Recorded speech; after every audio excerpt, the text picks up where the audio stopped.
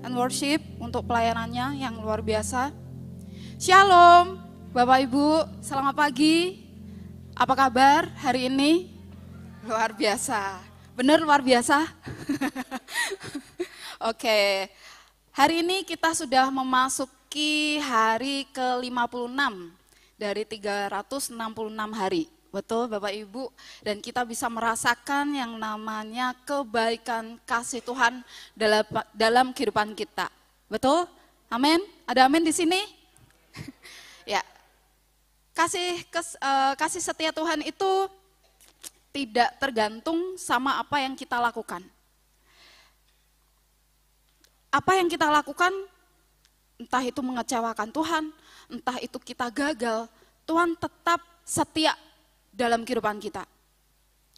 Kalau seorang anak bisa berbuat apapun, bisa berbuat apa saja, tapi sebagai orang tua, pasti Bapak Ibu akan memastikan besok ada makanan di atas meja buat anaknya. Pasti kan? Anak bisa ngambek sama orang tua, tapi Bapak Ibu pasti memastikan ketika anaknya keluar dari kamar, ada makanan di atas meja. Sampai kapanpun seorang anak mau buat nakal, seapapun itu, tidak akan pernah menghilangkan status dia sebagai anak Bapak Ibu. Gak akan pernah. Kalau kita bisa mengerti itu sebagai orang tua, apalagi Tuhan yang penuh dengan kasih karunia dan tidak bisa menyangkal dirinya Bapak Ibu. Kalau orang tua bisa mengerti itu, apalagi Tuhan, dia gak bisa nyangkal dirinya, dia tetap Allah yang setia dalam kehidupan kita. Bapak Ibu sebagai orang tua punya keterbatasan. Ada orang tua yang ikut-ikutan ngambek malahan sama anaknya, pasti ya gitu. Orang tua saya pernah ngambek sama saya gitu ya, karena saya gak nurut gitu. Tapi di dalam Tuhan, apapun yang kita lakukan, dia tidak bisa menyangkal dirinya sendiri Bapak Ibu. Karena kalau kita perhatikan Tuhan itu setia bukan sekedar karakternya dia setia gitu. Dia setia keseluruhan, kehidupan, kedaulatan Tuhan itu setia dan penuh kasih. Jadi apapun yang Tuhan lakukan, kesetiaan Tuhan itu tidak bergantung sama apa yang kita lakukan. Itu tidak bergantung sama apa yang kita lakukan. Karena kasih Tuhan itu tanpa syarat. Tapi bukan berarti kita menyepelekan kasih karunia Tuhan Bapak Ibu. Kita bisa berbuat apa saja, yes Tuhan bisa terima kita. Tuhan tetap terima kita karena dia Allah yang setia. Tapi bukan berarti kita menyepelekan kasih karunia Tuhan dalam kehidupan kita. Oh aku berbuat ini nanti kan Tuhan ngampunin aku. Aku ngelakuin ini pasti kan nanti aku balik sama Tuhan, Tuhan pasti ngampuni aku. Yes, dia pasti mengampuni kita karena kasihnya yang luar biasa. Tapi mau sampai kapan kita menyepelekan kasih karunia Tuhan dalam kehidupan kita? Jenis kasih yang kita pikirkan, inginkan, dan di mana kita menghabiskan seumur hidup untuk mengejarnya. Tapi ada jenis kasih yang kita butuhkan dan kasih itu telah mengejar hidup kita selama ini Bapak Ibu. Kasih yang sepenuhnya ditunjukkan dari pengorbanan Yesus di kayu salib. Bulan depan kita akan merayakan Jumat Agung, merayakan Paskah. Momen yang baik untuk kita mengingat kasih-Nya di atas kayu salib. Itu adalah bukti cinta kasih abadinya Yesus dalam kehidupan kita. Saya ambil kutipan quote dari Pastor Iman, beberapa minggu yang lalu, dibilang, kekristenan tidaklah susah. Kekristenan hanya mustahil untuk dihidupi tanpa Kristus. Saya mengaminin itu gitu. Masuk Kristen bukan sesuatu yang susah. Tapi untuk menghidupi itu kita butuh pribadinya, yaitu Kristus dalam kehidupan kita. Maka pagi hari ini saya memberi tema hari ini memandang salib Kristus. Karena berapa minggu-minggu yang lalu saya mau memomenkan waktu saya untuk merenungkan salib Kristus. 1 Yohanes 4 ayat 19, firman Tuhan mengatakan, Saya bacakan 1 Yohanes 4 ayat 19, kita mengasihi karena Allah lebih dahulu mengasihi kita. Saya ulangi, kita mengasihi karena Allah lebih dahulu mengasihi kita, Bapak Ibu. Tuhan datang bukan membawa agama, Tuhan datang membawa hubungan. Dia tidak pernah membawa agama apapun, tapi dia datang membawa hubungan untuk kita bisa datang kepada pribadinya, Bapak Ibu. Kasihnya yang begitu besar terungkap dalam kasih seorang Bapa yang tak bersyarat. Makanya dibilang, cinta kita itu seringkali bersifat transaksional, Bapak Ibu. Tapi kasih Bapa sifatnya tuh relasional. Kasih Bapa sifatnya relasional, tapi cintanya kita seringkali bersifat transaksional. Cinta tanpa syarat adalah cinta yang tidak bersifat transaksional, Bapak Ibu. Tapi di dunia ini nggak ada hubungan yang nggak transaksional, nggak ada gitu. Pasti selalu ada yang harapan imbal baliknya gitu. Aku baik sama kamu, ya kamu harus baik sama aku. Aku sudah nolong kamu, kenapa kamu nggak nolong aku gitu? Nggak ada, dunia ini sifatnya nggak ada yang namanya hubungan, pasti ada transaksionalnya, nggak ada. Maunya harus ada imbal balik. Dalam pertemanan, persahabatan pun kadangkala juga itu ada transaksinya gitu. Bahkan di dalam doa kita pun juga ujung-ujungnya transaksi sama Tuhan, betul? Saya sering ngalamin itu juga gitu. Evaluasi dalam doa setiap yang kita ajukan ke Tuhan. Lagu tadi bilang, kau memberi apa yang ku minta, yes. Kalau itu selaras dengan hatinya Tuhan. Tapi kalau itu enggak selaras sama hati dan pikirannya Tuhan, Tuhan pasti menunggu gitu. Karena Tuhan tahu ujungnya itu akan membahayakan kita gitu. Ketika kita dikuasai firman-Nya, kita akan hidup di dalam kasih-Nya dan bahkan hidup di dalam berkat-Nya Tuhan. Berkat Tuhan itu bukan hanya berbicara tentang materi, Bapak Ibu. Tuhan adalah gembalaku, takkan kekurangan aku. Itu jadi suatu iman yang besar dalam kehidupan kita gitu. Tapi hal itu bukan berbicara tentang materi saja. Dengan pengertian yang salah ini membuat kita jadi kerdil rohani. Dan saat kita mengartikan salah, kita menjadikan Tuhan tempat transaksi. Dan itu yang bahaya, Bapak Ibu. Sebagai anak Tuhan, kita mengasihi karena kasih Allah yang telah kita rasakan, yang kita terima lebih dulu. Dan kita bisa mengasihi karena Dia telah mengasihi kita terlebih dahulu, Bapak Ibu. Dengan mengetahui hal ini, membuat kita mengerti bahwa kasih yang kita miliki datangnya dari Allah dan bukan dari diri kita sendiri. Kita lanjutkan di 1 Yohanes 4 ayat 20 sampai 21. Tapi saya ambil di versi Alkitab mudah dibaca. Di ayat 20 dibilang, jika kita berkata kita mengasihi Allah, jika kita berkata kita mengasihi Allah, tetapi membenci saudara-saudarinya dalam keluarga Allah, kita adalah pembohong. Kalau kita tidak bisa mengasihi orang yang bisa kita lihat, bagaimana mungkin kita bisa mengasihi Allah yang tidak dapat kita lihat?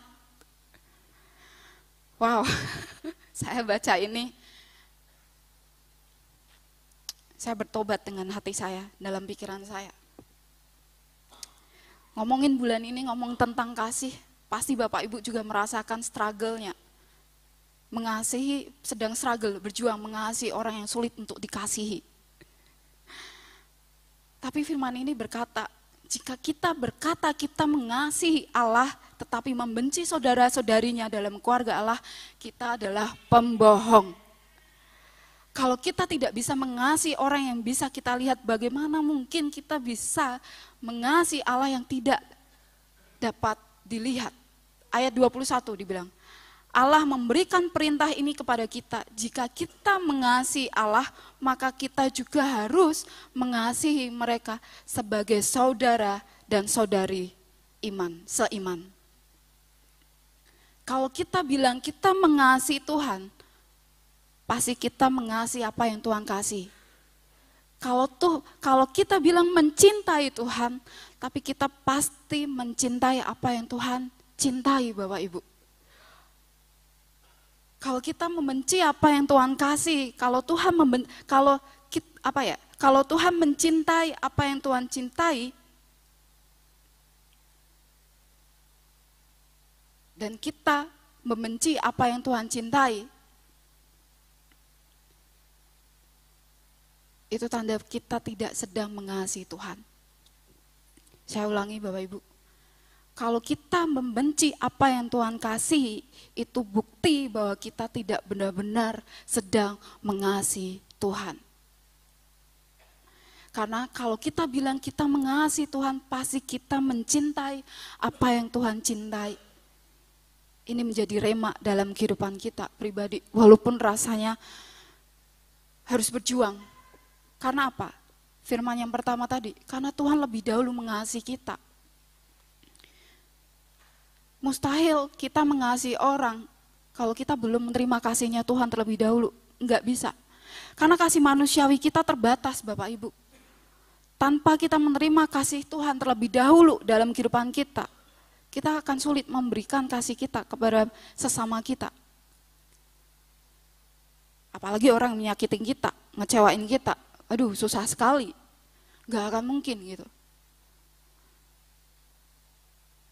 Kita tidak bisa menciptakan kasih, kita nggak bisa menciptakan cinta, tapi kita punya kasih ya di dalam hidup kita, yaitu pribadinya Yesus. Apakah kita sudah mengundang pribadinya dalam hati kita untuk memenuhi cintanya Tuhan dalam hidup kita? Karena itu yang kita butuhkan, karena yang dari awal yang mengasihi kita lebih dulu adalah Dia pribadinya gitu, Bapak Ibu. Bukan sesuatu yang lahir karena kerinduan dari dalam diri kita, melainkan sebuah pewahyuan yang kita terima tentang dari mana sumber kasih ini. Kita baca di 1 Yohanes 4 ayat 7 sampai 10, saya ambil di bahasa Indonesia masa kini, karena ini versi yang sangat mudah dicerna dan dimengerti Bapak Ibu. Ayat 7, saudara-saudara yang tercinta, marilah kita mengasihi satu sama lain sebab kasih berasal dari Allah.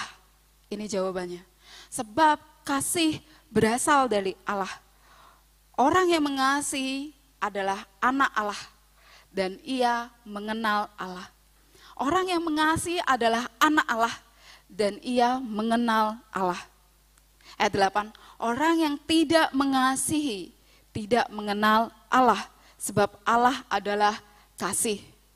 Allah menyatakan bahwa Ia mengasihi kita dengan mengutus anaknya yang tunggal ke dalam dunia supaya kita memperoleh hidup melalui anaknya itu. Inilah kasih, bukan kita yang sudah mengasihi Allah, tetapi Allah yang mengasihi kita dan mengutus anaknya supaya melalui Dia kita mendapatkan pengampunan atas dosa-dosa kita. Kasih berasal dari Allah. Kalau kita belum terima kasihnya dalam kehidupan kita, kita akan sulit memberikan kasih kita kepada sesama kita. Apalagi dengan musuh-musuh kita, orang-orang yang menyakitin kita, Bapak Ibu. Gak akan mudah, makanya dibilang quotes yang pertama tadi, kekristenan tanpa dihidupi bersama Kristus, itu sesuatu yang gak mudah. Itu hal yang mustahil. Jadi ketika kita mengasihi, orang lain akan melihat dan mengalami Allah melalui hidup kita. Menjadi teladan, karena Tuhan adalah teladan kasih dalam kehidupan kita. Mengetahui bahwa Allah hidup di dalam kita dan kasihnya menjadi sempurna di dalam kita. Saya ngomong gini juga, saya berjuang. Saya juga belajar Bapak Ibu. Berjuang mengasihi seseorang yang mungkin sulit banget dikasih ya Tuhan gitu.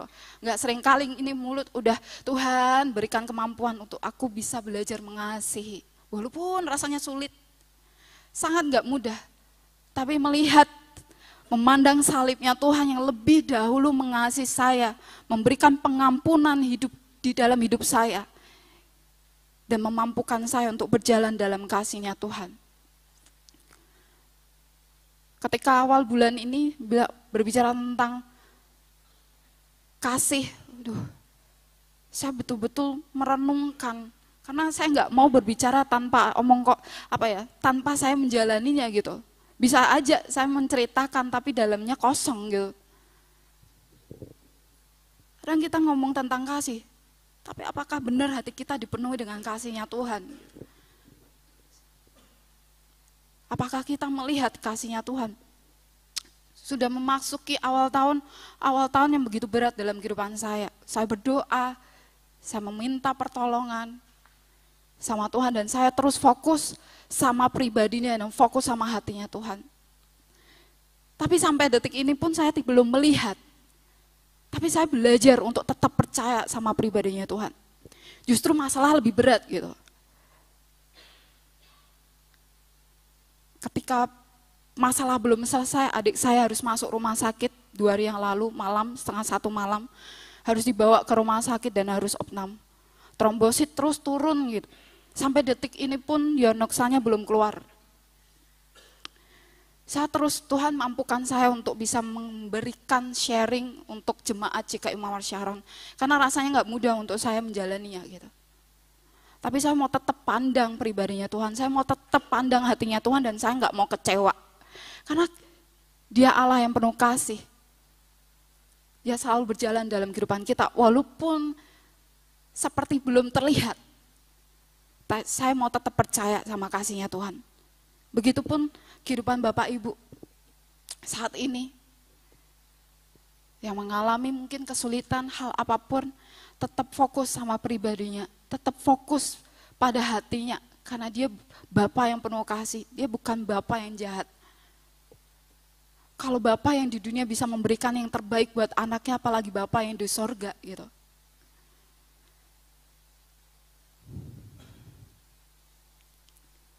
Mengasihi sesama bukanlah keputusan karena perasaan Bapak Ibu. Mengasihi sesama bukanlah keputusan karena perasaan. Tapi ini adalah keputusan karena keyakinan bahwa kita mengasihi karena Allah terlebih dahulu mengasihi kita. Kasih yang kita miliki sekarang ini adalah kasih yang lahir dari pewahyuan tentang siapa Tuhan kita melalui pengenalan kita akan pribadinya, melalui pemahaman kita akan salib Kristus. Hukum yang pertama di dalam firman Tuhan, masih ingat Bapak Ibu? Di Matius 22 ayat 37 sampai 39. Ayat 37 dibilang, Yesus menjawab, cintailah Tuhan Allahmu dengan sepenuh hatimu, dengan segenap jiwamu, dan dengan seluruh akalmu. Itulah perintah yang terutama dan terpenting. Ayat 39, perintah yang kedua sama dengan yang pertama. Cintailah sesamamu seperti engkau mencintai dirimu sendiri. Kita nggak pernah bisa melakukan perintah yang kedua tanpa kita melakukan perintah yang pertama. Mengasihi Tuhan dengan segenap hatimu, dengan segenap jiwamu, dengan segenap akal budimu.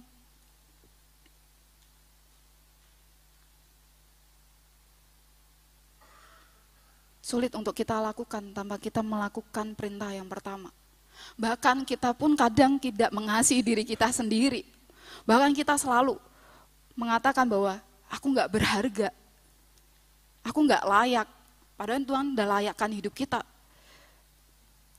Terkadang kita buta akan identitas diri kita di dalam Kristus gitu. Kita nggak pernah bisa melakukan perintah yang kedua tanpa kita melakukan perintah yang pertama lebih dahulu. Kalau kita bilang kita mengasihi Tuhan, pasti kita mencintai apa yang Tuhan cintai. Kalau kita membenci apa yang Tuhan kasih, itu bukti bahwa kita benar-benar mengasihi. Kalau kita membenci apa yang Tuhan kasih, itu bukti bahwa kita tidak benar-benar mengasihi Tuhan. Saya mendapat perenungan dari kisahnya Yunus, Bapak Ibu masih ingat kisahnya Yunus, melihat dari kisah Yunus, bagaimana Yunus diajar oleh Tuhan dalam hal mengasihi. Yunus waktu itu diminta untuk memberitakan Injil ke Niniwe, dengan tujuan supaya Niniwe bertobat dan dari kejahatan-kejahatannya, tapi Yunus menolak dan malah pergi ke Tarsis. Pribadi Yunus ini seorang nabi, pelayan Tuhan, luar biasa. Kalau dibilang sekarang, pendeta, pastor, gitu. Bahkan seorang yang bisa berkomunikasi dengan baik. Kalau zaman sekarang dibilang public speakingnya bagus banget gitu. Kalau ngomong sama orang, orang bisa ngeliat, oh karena saking tertariknya dengan omongannya gitu. Seorang yang sudah mengetahui perintah-perintah Tuhan, tapi tetap tidak menuruti firman-Nya Tuhan. Kenapa? Kenapa Yunus melakukan itu? Yang pertama, bukan karena Yunus tidak sanggup, bukan karena Yunus malas, bukan karena Yunus lalai.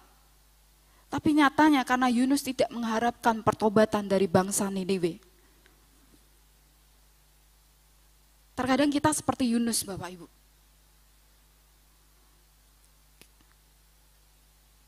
Kita diperintahkan untuk mengampuni, kita diperintahkan untuk mengasihi, tapi kita menolak. Enggak, dia udah nyakitin aku Tuhan, dia udah ngecewain aku Tuhan.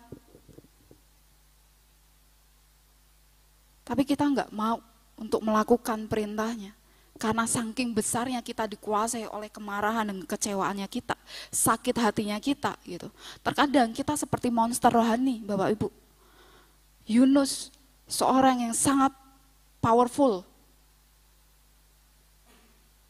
Dia menginjil, dia menyatakan firman Tuhan, kelihatannya rohani banget, tapi dalamnya monster. Terkadang kita seperti monster rohani yang kelihatannya rohani, tapi kita tidak mau melakukan firman-Nya Tuhan. Kita nggak mau mentaati apa yang Tuhan perintahkan untuk kita mengasihi, mengampuni sesama kita. Perenungan yang luar biasa yang saya dapat dari seorang Yunus. Tapi Tuhan nggak pernah menyerah dalam mengasihi Niniwe. Sedosa apapun itu, Tuhan tidak menyerah atas bangsa ini. Setelah Yunus lari ke Tarsis, kehendak Tuhan tetap tidak berubah. Di saat itu Yunus mengalami banyak hal, yaitu yang pertama dia mengalami dihadapkan dengan badai, Yunus dibuang ke laut, masuk ke dalam perut ikan, ya. Yunus mendapatkan perintah yang kedua kalinya untuk memberitakan pertobatan kepada Niniwe. Akhirnya Niniwe bertobat. Yunus akhirnya taat gitu. Walaupun dengan berat hati sebetulnya kalau Bapak Ibu baca. Akhirnya Niniwe bertobat dan tidak dihukum oleh Allah. Pertobatan Niniwe ini menjadi gambaran jelas bagaimana rencana penyelamatan Tuhan terhadap manusia begitu luar biasa. Terkadang kita bukan jadi hamba-hamba Tuhan. Terkadang kita bukan jadi hamba Tuhan atau anak-anak Tuhan. Tapi hambatan Tuhan. Yuk kita belajar remakan perkataan ini Bapak Ibu. Terkadang kita bukan jadi hamba Tuhan, malah jadi hambatan Tuhan seperti Yunus. Ketika Tuhan perintahkan untuk pergi ke Niniwe, tapi dia menolak karena bangsa itu berdosa, bangsa itu nggak layak untuk menerima pengampunan. Sama seperti kita, orang itu nggak layak menerima pengampunan Tuhan. Tapi Tuhan perintahkan, ampuni karena aku mengasihi dia juga. Terkadang kita itu jadi hambatannya Tuhan. Terkadang kita bukan jadi hamba Tuhan atau anak-anak Tuhan, tapi jadi hambatan Tuhan untuk memulihkan keadaan seseorang. Jadi rema dalam hidup kita Bapak Ibu. Tuhan tidak menyerah ketika melihat sikap Yunus yang marah karena Niniwe tidak jadi dihukum. Mungkin kita marah, kenapa orang itu lebih sukses, padahal udah nyakitin, nipu aku, dan lain sebagainya. Sama seperti Yunus. Yunus kecewa, dia marah sama Tuhan. Kenapa? Nggak jadi dihukum gitu. Ini yang Tuhan lakukan dalam kehidupan Yunus. Di tengah ketidaktaatan Yunus, tapi Tuhan tetap tidak menyerah dalam mengasihi Yunus. Di tengah ketidaktaatannya kita untuk mengasihi dan mengampuni, tapi Tuhan tidak menyerah atas hidup kita untuk mengasihi hidup kita. Dia tidak pernah menyerah dalam mengasihi hidup kita. Tapi kenapa kita menyerah atas hidup kita? Yang pertama, memberi pengalaman lewat pohon. Ketika Tuhan nggak pernah menyerah mengasihi Yunus, tapi memberi pengalaman lewat pohon jarak yang tumbuh menaungi Yunus. Memberi pengalaman lewat Yunus diizinkan marah karena pohon jarak yang mati. Ya, dia lebih marah karena pohon jarak itu mati ketimbang bangsa yang besar itu. Diampuni oleh Tuhan, tapi marah karena pohon jarak itu mati gitu. Menceritakan isi hati Tuhan tentang betapa Tuhan mengasihi Niniwe. Dari kisah ini, Tuhan tidak hanya selesai ketika Niniwe bertobat, tapi Tuhan juga terus mengajar Yunus sehingga Yunus mengerti isi hatinya. Inilah gambaran kasih sejati dari Tuhan terhadap manusia secara pribadi, Bapak Ibu. Kita akan semakin bertumbuh dalam pengertian dan pengenalan kita akan Tuhan. Yohanes 15 ayat 12 sampai 13. Saya tutup di sampai sini.